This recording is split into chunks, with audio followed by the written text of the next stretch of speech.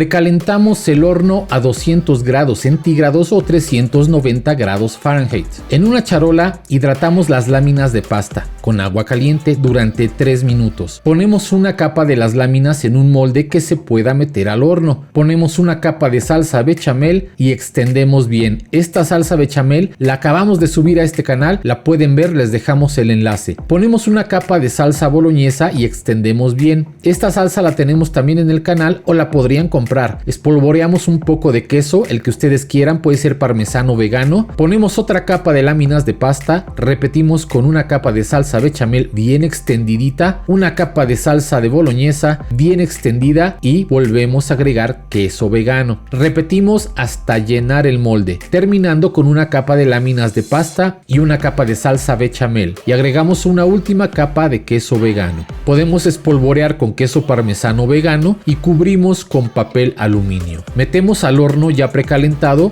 por 20 minutos. Pasados los 20 minutos retiramos del horno y así es como nos queda esta exquisita lasaña a la boloñesa.